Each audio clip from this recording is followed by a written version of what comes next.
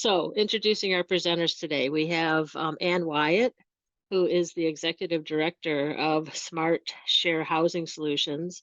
It's a nonprofit public benefit 501c3 corporation with programs like Home Share Slow, ADU Slow, Tiny House Consulting, Co-Living Collaborative, and is speaking today from San Luis.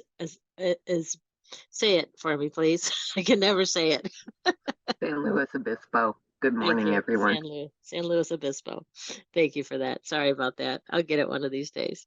And then we have from Dallas, Texas, we have, and I don't know why my clicker's not, there we go, Maria Mercado, who is the Executive Director of the Shared Housing Center in Dallas.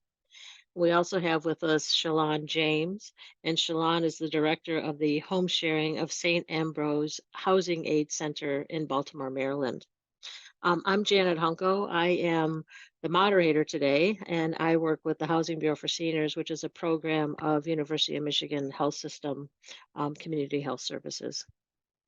So without further ado, I would like to start out with introducing bringing Ann onto the screen again, and Ann's going to talk about small and missing middle homes. So take it away, Ann. Thanks, Janet. Thanks for organizing and hosting. We know it takes a lot of button pushing and getting us on here. So, everyone, I'm really pleased to have you all with us it's morning here where I am. I'm still on my first cup of tea, but afternoon, I guess, for some of you. We put together this webinar recognizing that we're a number of home share agencies coming together on the National Shared Housing Resources Center, but we're running a whole lot of very different types of programs. So we're always learning from each other what various forms, home sharing and other types of affordable housing operations can take. So I'm really looking forward to learning more about what Shalon and Maria and some of you are doing on this webinar today that are likely very different from the small segments of activity that we're undertaking at Smart Share Housing. And so it's my job to kind of start with this general array of housing that we put together, Celeste at the Casita Coalition put together. And it's a nice network for people interested in small housing in California at casitacoalition.org. And we wanted to look at this continuum of housing. So I think this one slide does a nice job of summarizing it. And starting on the bottom left, we see our home sharing. And I wish I scanned better if you're all in home sharing or different aspects of housing. But we'll be focusing on different models of home sharing today, but there are also all of these other models. And with the home sharing, when we look at capital cost or what it takes to put into this to get it going, we can create a housing unit effectively with zero capital cost. We just need the cost of what it takes to do the screening and outreach and get clients and make a match. And I don't know where everybody else's numbers land, but at our home share agency, we usually figure that's roughly $2,500 to our agency to make a match, to do the outreach, to get clients, to do the intake, the background screening, and the introductions and such. And so we can see as we go kind of up this continuum, all the other types of housing start costing a fair amount more. In California, we have a type of housing unit called a junior ADU, and it's basically taking the home share room or suite with a bathroom and kitchenette within an existing house and getting it permitted as a junior ADU. So these could be attached garages that get converted or some other existing space that gets converted into its own private entry living space.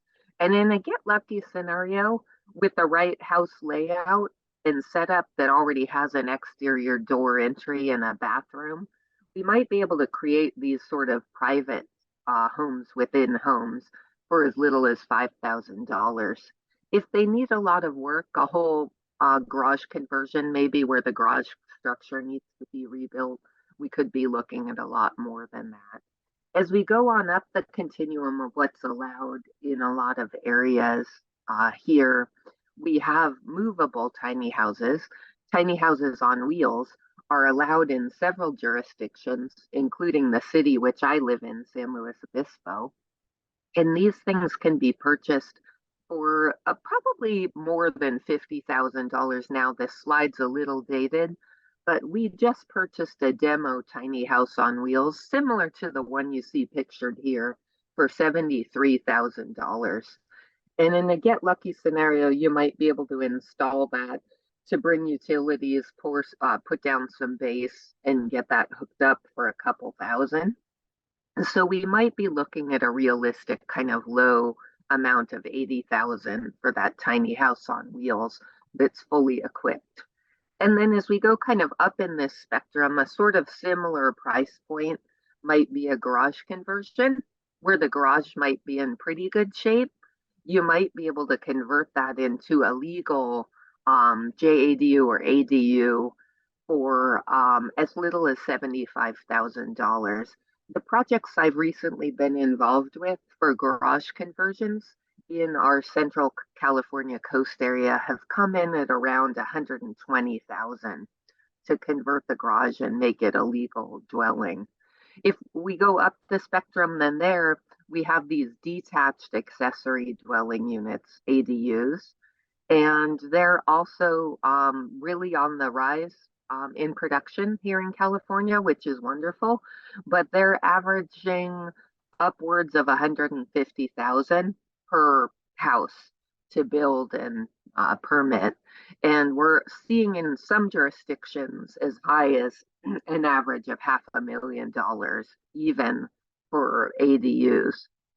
And so it does depend on the area and how big, but some of these can come in under 200,000, which is still way less as we go kind of to the top right of this slide to build a new primary house or a new even multifamily affordable house. In our area, we're seeing upwards of $430,000 right now to build an affordable multifamily apartment house, and up from there to build single family homes. So, we can really see from this sort of nothing cost, capital cost of home sharing up to this sort of $400,000 or $500,000 range of options available. And so now I think we're going to go then back and talk a little more about I haven't looked at Shalon and Maria's slides, so I'm not exactly sure which programs they're going to talk about. But I do want to mention that a lot of our home sharing agencies are running different types of programs like we are, because we see home sharing serves only a certain segment of the population. And we have seen over 7 years now that a lot of our clients really want their own discrete private spaces. We started with just arranging home shares, but that's where we've evolved into this arena of helping with these other types of housing and started our ADU program. And we're also developing a small house village, which is a co-living program where people would have their own private space and a shared common house in a historic structure. So we kind of put that in the category of co-living, where there'd be some combination of private spaces and shared spaces. And we see this as an opportunity to help a wider array of people, and including those that aren't up for a traditional kind of share the kitchen, maybe share the bathrooms, home share. And so I think that sets us up with a nice array of options. I don't know if we want to take any questions during Janet or if we want to wait until the end.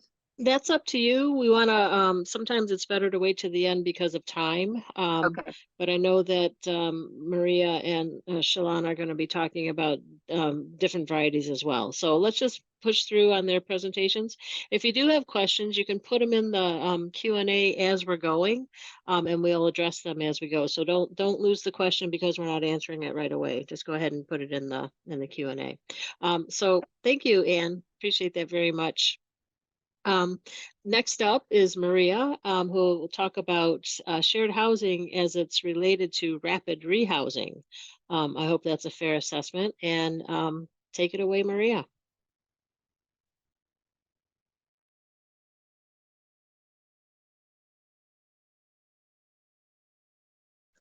I said in a muted phase that you're muted, but you're muted. Good morning and good afternoon. Thank you for being part of our presentation today and hearing out what we're doing here in Dallas. And I'm looking forward to listening to also Shalon, and I have some questions for Anne. So, but in Dallas, we have done the traditional roommate program for over 38 years actually.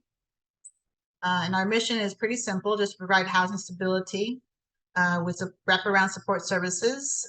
We promote economic independence through our partnerships with employment work committees, as well as other partners with job opportunities.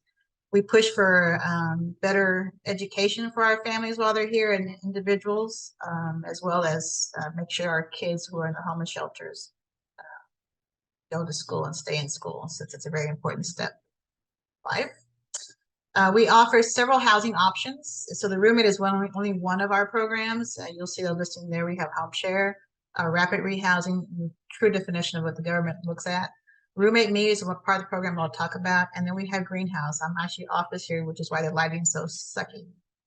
Because it's a lead design. So very efficient for housing and the cost, but at any rate, that's why I'm here, the greenhouse. And that's actually a 24-unit community. Come on, Janet, slow down, girl. I'm sorry. Prompt me when you want me to move the slides. Prompt me when you want me to move the slides. I apologize for that. That's okay. So anyway, so as I said, we have the traditional home share program, which many of you may know. We're probably preaching to the choir, and if not, then listen up. Where we, just as Anne said, we have two people in a private home. It's a match facilitated by a staff member, a volunteer. In our case, this is some issues. Well, I have for the Dallas program, we were doing really well pre-COVID, and then once COVID hit us, we've lost our housing stock. Utterly don't want to share their homes, or their families don't want them to share their homes, right? It's coming back, but it's very, very slow. So it was our which is why we got into the rapid rehousing with this shared housing. But typically in our Dallas community, the homeowner is an elderly female over the age of 70. She's outlived her spouse. Her grown children may or may not live in Texas anymore. Of course, she finds herself with fixed income and not enough money to make ends meet. And what else can I tell you about that? And so we are struggling to identify new home providers because of the COVID and the pandemic issues. And as I said, we're slowly gathering back in, but it's taken a very long time for us to go through the traditional roommate program. Next slide, please. So, and also about the shared housing program, the homes that we work with are usually furnished. So, because I'm going to tell you some of the challenges about the rapid rehousing program. So, if you're thinking about, oh, there's a easy way out. It is, but it's also very costly. In the traditional, again, the homeowner usually has the entire house furnished, maybe over furnished, and they're always seeking finance. They seek finances and some. We're all laughing because we know what that's about. But the senior or the homeowner, all seek some financial assistance, but primarily companionship as well. Next slide. So the definition of rapid rehousing, I throw it out there because sometimes we hear it, but we don't always know what that means. And you're asking, why is that different from a shelter or whatever? Well, in the HUD definition, it's tried to sort of avoid going to a shelter and you move homeless families or individuals from the street or where they are permanently, whether it's an encampment or a car or the street, from there to a permanent housing solution, such as an apartment or a condo or probably somebody's house. And we use rental assistance, and that's what it's called. And then you put them in the house first, and then you provide support services. That's the definition of rapid rehousing. Get them out of the street, off the encampment, wherever they are, into a place to live that's more permanent, and then provide solutions to solve the housing solution or housing problems or challenges that they face. Next slide. So here in Dallas, as well as all other communities in our country, housing costs have continued to soar. We're one of the biggest cities or the states of bringing a lot of companies from all over the place, and it's a capital home for many companies. And so our rents are getting higher and higher. Housing is getting, we're facing basically what the East Coast and West Coast are been having for a long time. We're having a housing shortage. We can't build housing fast enough for the population that's moving in. And so the existing housing is costing more for rent because they know they can get it. And so right now, the clients we work with, we're seeing that they're paying between 50 to 65% of their income toward rent. This is not owning a home or whatever. It's just rent, paying out fair market rent. And so we are looking at, we designed a program called Roommate Me so that we can rent 2-bedroom apartment, then split the cost, which makes it more affordable than a 1-bedroom. To give you an example, a 1-bedroom right here in Dallas right now, just depends on the zip code, but let's say on average is about $1,500 for a 1-bedroom, pretty high. And then you turn around and you can get a 2-bedroom for about $1,800. So if you share that cost, you can see, do the math. I don't think I have to do that math for you. I'm not very good at math, by the way, so you can do the math, but it's still cheaper. So, okay, next slide, please.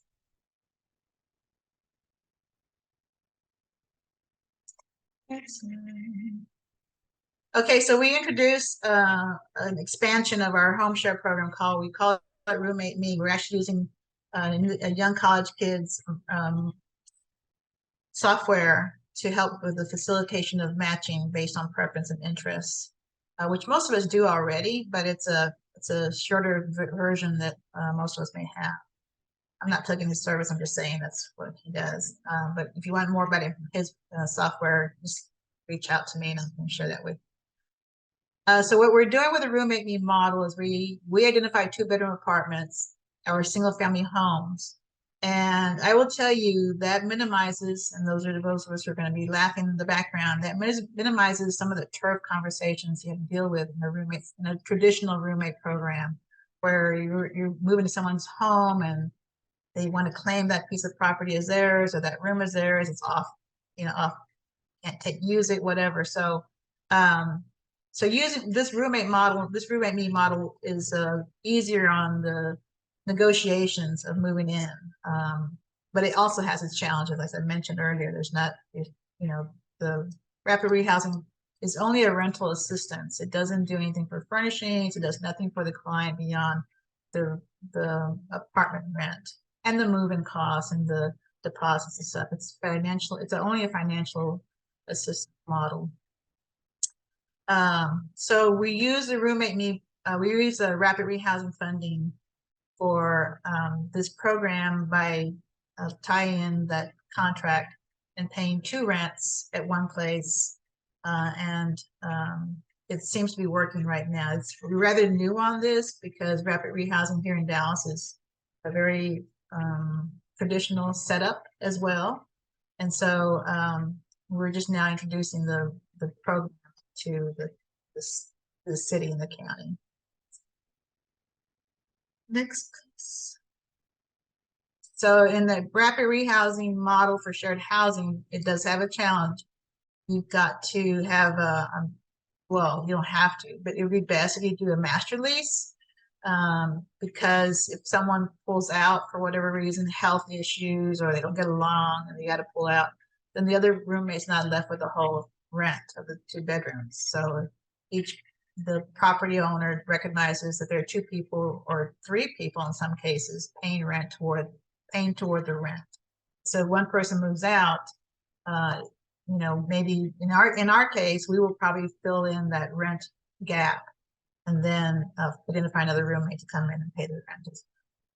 The utility services is something we have to try to incorporate with the rent as well. It's not always, I mean, usually when you move an apartment, you pay your own rent, your own utilities. And so that's a new, you know, caveat we've got to work on. And we've been doing it okay with a couple of new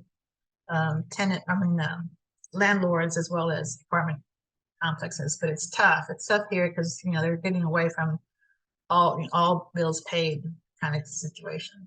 And the third one I just mentioned is the furnishings. Where in the traditional one, you've got a lot of furniture to deal with, and this is the bare apartment or a bare single family home. So we've got one home, and we've got one home in the system that we're using, and I don't have a good budget cost as Ann did with her cost, but I would tell you it range around $2,000 to furnish the single family home. Make that work for the families, the single adults we have. So next slide. And so for us, for shared housing, you know, we've been adding and expanding and tweaking our housing solutions for our clients. As I mentioned, we have 4 housing solutions, and they're all directly in housing solutions. And so we move both families and individuals, and we'll do everything we can to commit to keeping our families off the street, and not only just into a house or an apartment, or even our single adults as well, but our goal is to keep them there, not to make them move after a year, because the rapid rehousing program is a 12-month or 24-month housing assistance, and that's the end of that. And so for us, while we're in that model, we also make our clients save money so that when we are ready to pull out from the rent, they have money saved to pay toward rent as well. So that's what we do with rapid rehousing funds. Again, if you have any questions, I'm sure Janet will take care of that for us. We're done. Thank you. Thank you for that. And next up is Shalon James, who's going to talk about some returning citizens, I believe, is part of the focus of her talk. So here you go, Shalon. Let me get you to your slides. There you go. All right, you can go ahead. There's an ambulance going past me. I'm sorry if you guys hear that. There we go. I live in Baltimore City, so it may happen again, if not 3 more times while we're on this. So hopefully it won't, but it is Baltimore City. So Home Sharing Baltimore, you can go to the next slide. Home Sharing Baltimore is part of a bigger organization called St. Ambrose Housing Aid Center. It is the oldest housing agency that was founded in 1968. We have 5 key programs, which are our pre-purchasing counseling, which also includes financial counseling, rental services. We do home redevelopment, basically where we buy homes in the area in Baltimore City, refurbish those homes, make them all brand new, and then sell them at market rate. We do have home foreclosure prevention, which is under our legal department. We do have a task force of attorneys who work pro bono to do a number of services, including deed, wills, the end of life services, so that homes are protected and are able to stay within the families. And then we have home sharing. I always like to say, for those that don't know how I think of home sharing, is the Golden Girls. It is the Golden Girls. If you think about the Golden Girls, basically what we do is we have 3 programs here at St. Ambrose. We have our traditional program, which is absolutely what the Golden Girls is. We take the Blanches of the world and we match them with the Dorothys and the Roses of the world, and they live, and hopefully as great friends, and live together for a very long time. That is the ultimate goal.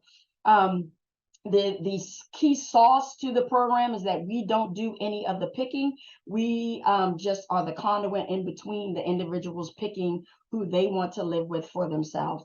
You can go to the next slide. Our rents are For our traditional home sharing program, range between $500 and $700. Those rents can fluctuate depending on what it is that you're getting within the home share opportunity. So just a room where you share all of the common areas, the bathroom, kitchen, living room, dining room, those kind of things, that'll typically run you about $500. Here in Baltimore, we are running about the same as Maria in her area. An apartment can run you between $1,500 and $1,800 a month. So $500 is a substantial savings. We do have a large population of our home owners that are in the aging population, again, fixed income, mostly women. We do have a good portion of men, but most of them are in the aging population. We have revamped and are starting to get in some younger home providers, and we mostly see our younger home providers come in to work with our second program, which is our youth program. Our youth program works with homeless youth who are ages 18 to 24. Those individuals are, not only do we house them for free for 6 months, but during that time, we offer them with absolute and complete wraparound services and case management. All of our program participants are required to get and maintain employment. They go through our financial counseling here at St. Ambrose. We work with a local bank who will provide them with a bank account, and they are tasked with saving their money. We also give them life skills, cooking, cleaning, crisis management. We hook them up with counseling, and we'll pay for counseling if that counseling is not something that they have under their own insurance, which typically comes from the state for this age range. We do also work with single parent with a child, and the child has to be under the age of 12. And then our brand new program, next slide, is our reentry program or returning citizens program. This is a brand new program that has been under construction for a year now, that will start in July. And that program will take, starting out our first cohort, 10 to 15 returning citizens. Those returning citizens have had to have been incarcerated for at least 10 years or more.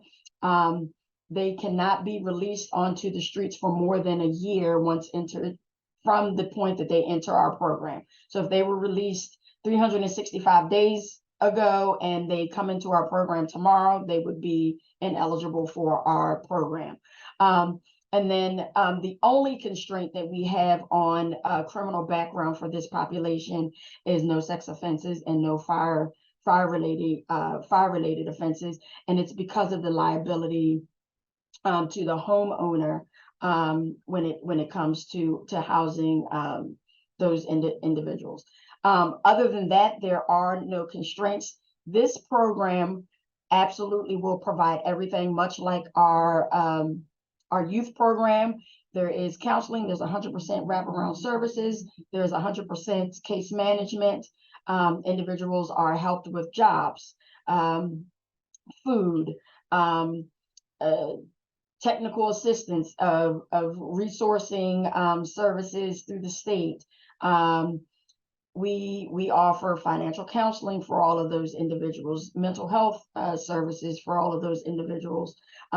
We also pay for both our returning citizen population and our youth population. We provide them with beds and mattresses that they can take with them when they leave the program.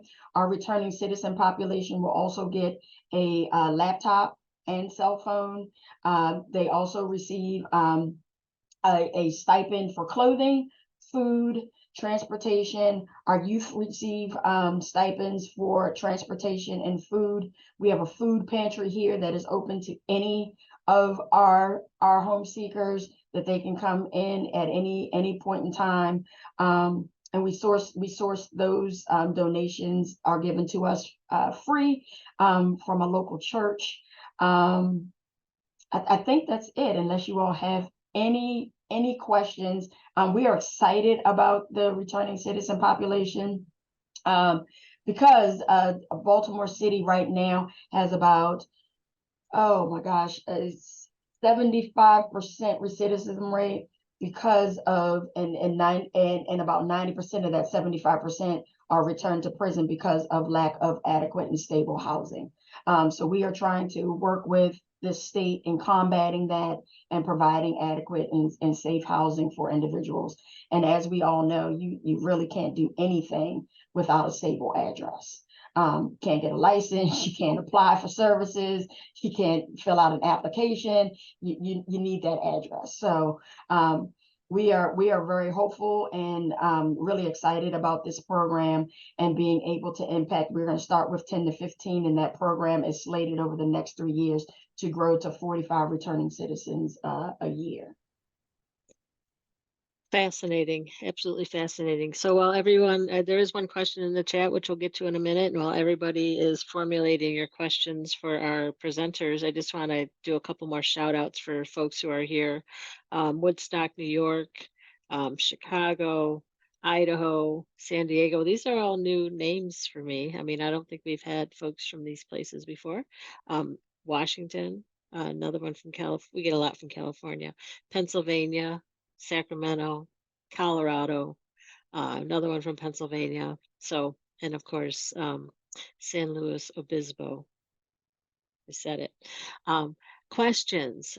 We'll start with Nancy, who has a question in there. How do you incentivize landlords to do master leases? And I'm guessing that is for Maria. Okay, so good question. Rapid rehousing does allow you to do incentive funds. We do $1,000 here per landlord.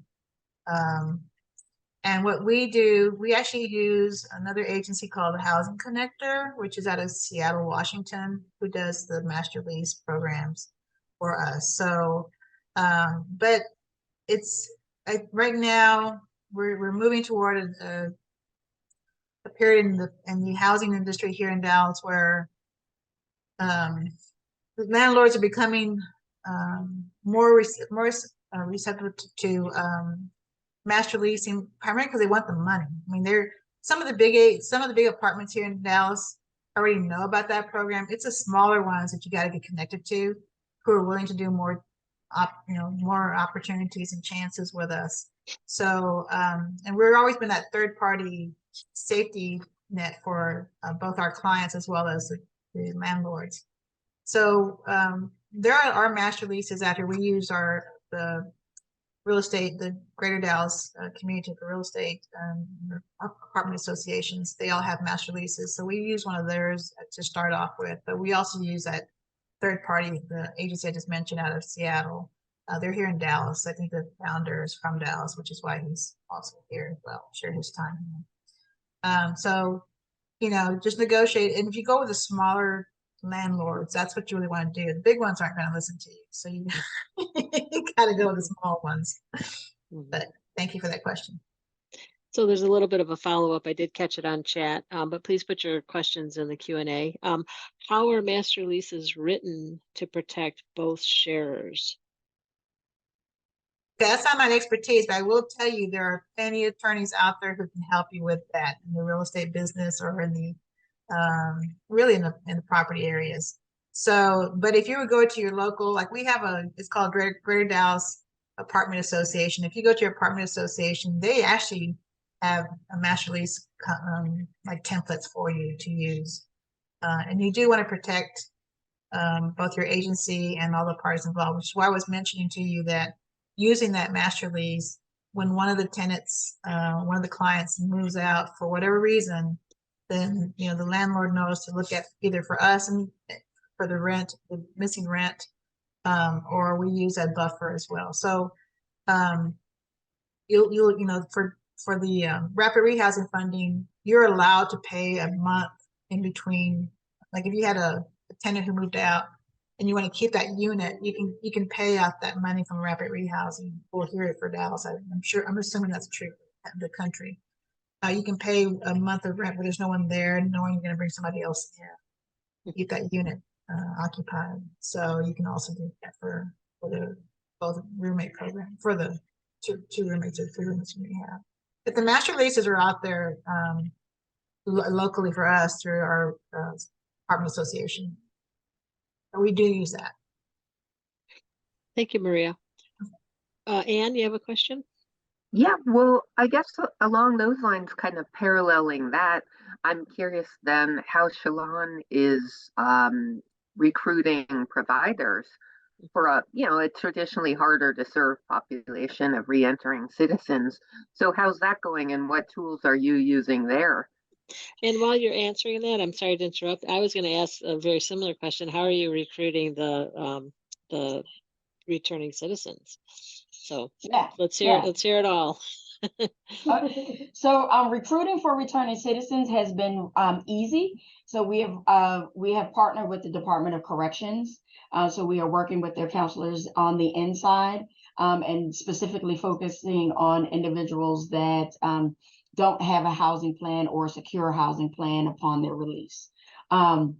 The other avenue of partnership that we have ventured down is judges, POs, the public defender's office, all of which have reached out to us and said, hey, have a situation, housing is the issue, can you all help?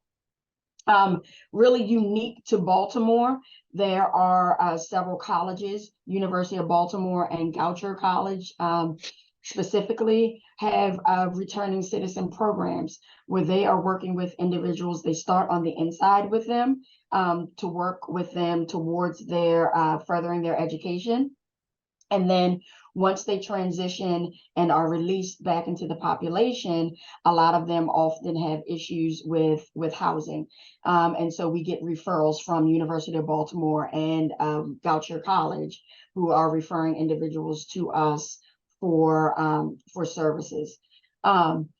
So it's about really knowing your population and where folks are coming from, and then making those key linkages to us.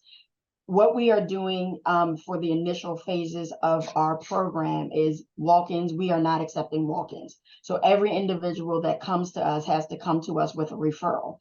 That referral needs to be from some type of either case manager or someone that is connected with that person on the outside that can ensure that they're going to be continuously connected to this person and help provide some of support. Because with the reentry population, one of the other barriers to recidivism is that they have no support. And so we work really hard on making sure that they have that support. They will also get mentoring. So we're working with another organization here in the Baltimore area that does mentoring. It's run by a gentleman who is a returning citizen himself. And he has a cohort of other returning citizens who have successfully transitioned back into the community, who are going to be linking with our folks to provide them with mentorship and support during their journey to a successful return to the community. On the flip side of that, sourcing our home providers. We are heavy in the church, and we are heavy going in and laying on the spirit of those who feel a need to provide a second chance to individuals that are in this situation, and we've been super successful. We partnered and collaborated and got a lot of insight from a program that is active and really successful in California, who does this exact model in California, and that is what they have used and been very successful sourcing home seekers, and we have been very successful in the same right. Going to churches. Churches is our number one source of home providers. Our second number one source of home providers are retired or about to be retired, or close to long time individuals that have worked in social services, corrections, those types of areas. So we do a lot of presentations in those areas. And then our third biggest source is we utilize our city council. And our city council, a lot of our city council members are really concerned about the ability of our aging population in Baltimore being able to maintain their homes. What we have found is companionship is more important than worrying about somebody's offense. And so that companionship and that ability to place somebody in their home that is going to provide them with companionship, and not only companionship, but we have an individual right now, a lady that lives in a not so good area of Baltimore. We placed a young man with her who has a criminal background. And because of his presence, just his mere presence coming in and out of the home, the riffraff, so to speak, has moved away from her home because she now has a male presence coming in and out of her home. And so the level of security and comfort that she now has in her home, and safety that she now feels in her home, where she was ready to move and give up the home, has increased extremely. And plus he's doing all of the things that a young strapping young man should do, like take care of the lawn, take out the garbage, do little maintenance things around the house. And so she couldn't be more thrilled with that. We also provide all of our home providers. There's an extensive training that they have to go through, and we don't mince words with them. We let them know, hey, this is exactly what this is going to come with. They are going to have oversight from a parole or probation officer. That parole or probation officer may decide to come to your home. If they decide to come to your home, they could choose to breach your home on a no-knock warrant.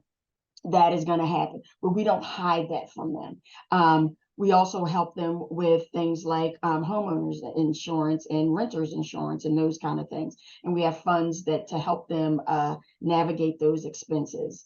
And we also pay the rent for this population. I don't think I actually said that. We actually pay the rent for the returning citizen during the duration of their stay in our program, which is 6 to 8 months. In our program, we foot the entire bill to the home provider for their rent, which is also a huge draw, because they know it's guaranteed money that they're going to get. Well, Shalon, that's huge, kind of flipping the narrative from that scary guy, coming out and re-entering, to that useful bodyguard, and kind of thing. So Yeah. How interesting. Yeah. It's a great story there. Yeah. It's probably one of my favorite stories to tell. Like it's just so impactful. That's great. Hopefully you're going to be able to do a whole lot more of that and have a lot more of those stories. Do you already have your first cohort lined up, or are you still working on that? We're still working on our first cohort. We are our individuals that we are bringing in. There's a battery of assessments that we do on them to come in through the case management portion. And then there's training and individual talks that are had with their referral source. And we start to link them with the services that they need. So mental health services, substance abuse services, if they need those, we start to link them up before we even place them. So we try to make sure they're as stable as possible prior to placing them in a home, and make sure that the home provider is also in a good place to provide the housing. And sometimes we have to kind of get them off of, hey, you're not their parole agent. You don't have to dictate to them where like when they're coming in and when they're coming out, because it's kind of not your business. Like, so we have those kind of trainings with them. Conflict resolution. We work with an organization here in Baltimore that provides us with free conflict resolution for any of our home providers. So that is a service that is free to any of our home providers, any of our home seekers. So I think that the key for us is we wrap them in a lot of support and a lot of services, in addition to what we offer in-house. So I have a question sounds about, like. I'm sorry, Anne, go ahead. Did I cut you off? Thinking about returning citizens as well, I'm interested to know how it became, right? So are there other programs in the nation that you're aware of? Is this just a brainchild of yours? Don't answer my question. We're going to answer a question from the audience. Will this webinar be recorded and available? Yes, it will be recorded and available.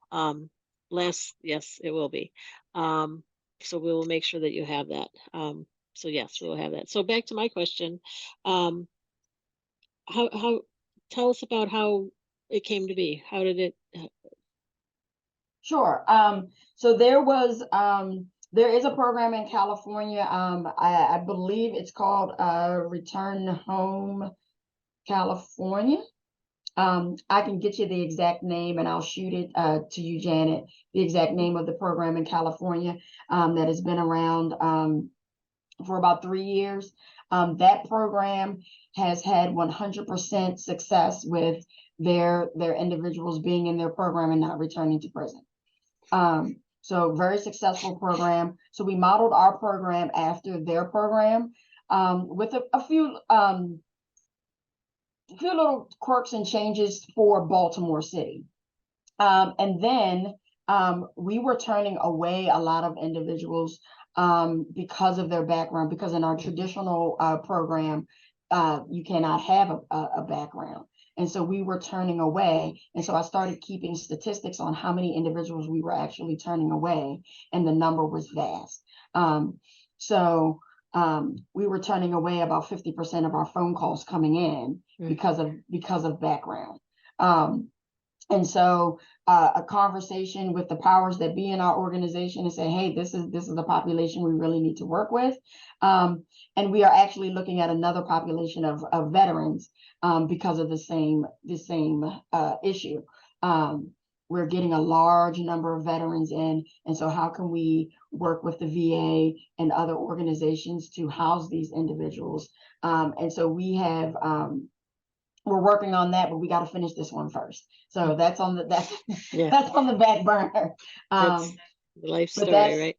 yeah. It's there's no shortage of need. Right.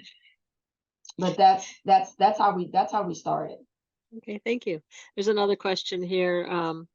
It says, I work for a county in Washington State, and I've heard a lot of concerns around the liability in a basic home sharing program. Could you address how you handle liability? And this could open to anybody who wants to tackle that question. Sure. Well, I'll start. Even from the standpoint of a home share organization that does what Maria kind of called the basic home share, between in the situation she described, which is typically a senior woman who takes in someone.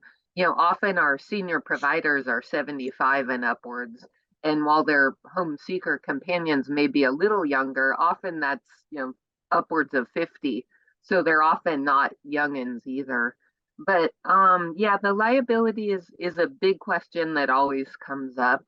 And there are some insurers who cover home sharing. So if you're interested or need some references, in California, there's a nonprofit insurance agency where we get our insurance. It is a limited pool of which agencies will offer insurance, so that's important to look at and varies state by state. And when the questions come up about risk and liability outside of the specific insurance realm, what we tell people is it mostly works. And we refer to a lot of the older home sharing organizations. Like Maria said, they've been providing home share matches for upwards of 30 years. Home Share Vermont and HIP Housing have been operating home shares since the 1970s and have facilitated now thousands of matches. So we use their stories of long-time operations that mostly work and kind of share those with people who have questions. And so I think that's the primary tool we've used as we started up to try to, kind of reassure the doubters there. And we then use our tools for background screens and kind of compatibility process. And just like Shalon said, where we're not ruling out people who may seem on the, scary spectrum, that we do have a process to kind of handle things and mediate and minimize risk and let people know what risk they're getting into. So maybe that's really the key, that a big part of our process is describing risk to people and making sure they're aware of what their risks are and ready to take that on. And if not, there are a lot of people we counsel not to get into a home share. So some of that's in our kind of standard process, and that's a real selling point for the National Shared Housing Resources Center here that we're all board members of, because we've kind of set up that national standard for what that safe process looks like. And so you could also refer to that too as a national standard that's working, tens of times over. Maybe Thanks, others want to add to that. I think Maria had unmuted herself. Yeah, I mean, I'm just the same lines that Ann did. It's not like you put two people together and you say, okay, you're all done, bye. You're a part of their lives as well. And that's a third party feature that we promote when doing the traditional roommate program, is we say, if you feel uncomfortable at some moment, always call us. Feel free to call us 24 hours a day. But in the most cases, we also visit them during, like, what we call it, for lack of a better word, the honeymoon period. So, and in that honeymoon period time, we talk to both individuals or all the individuals involved separately from one another, and then we might do a group meeting where we might have a dinner, or sometimes, most of the time, we just bring coffee, or bring cake and have some cookies and cake, and talk about what they've liked so far, what they don't like, so that we have at least an upper hand of the potential fall throughs that might happen. Because if there's somebody who's is constantly saying, well, the tub is always filthy, whatever, and it's not always, it's the small stuff that starts growing bigger and bigger. So you've got to pay attention to what people are complaining about with one another already, because if you don't know how to dilute that or negotiate something for them, then it's gonna be the breaker of the arrangements. And so, Anne really said it in terms of it's case managing the clients at all times and when they're there, because you can't see everything's going to happen, but you at least understand that they have a way to communicate their concerns to you or to their roommate in a safe way. So the liability is there no matter what.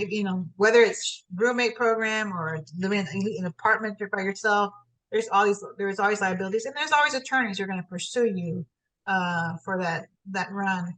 So the best thing for you to do is maintain the communication with with the arrangements that are there. And we've had people we still have people in our program who still call us as a case manager when the roommate leaves after 10 years. You want another roommate now? That's great. Thank you, Maria, for that. And we are at time. I know that there was one last question that it looks like Anne maybe addressed for the liability piece. Thank you all for joining us today. I hope you enjoy this. Look for other webinars that we have coming up. And again, subscribe to our newsletter, join us, check out our website, make sure that you get involved. Thank you all for being here. Appreciate it. Bye-bye. Thanks, Janet. Thanks, everyone.